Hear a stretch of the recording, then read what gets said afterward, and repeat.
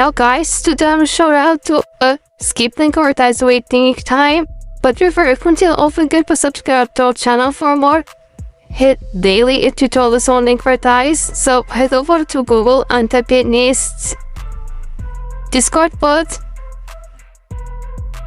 Become the first thing. So this bot was authorized.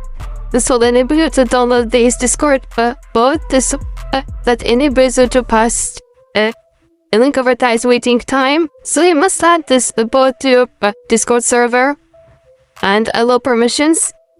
And it is his Discord bot is just open to our Discord.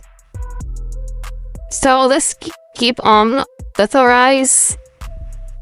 Then you need to verify your mail to add this Discord bot to your server, and this is pretty much it guys. If you found this guide there, don't forget to like, subscribe, and leave a comment.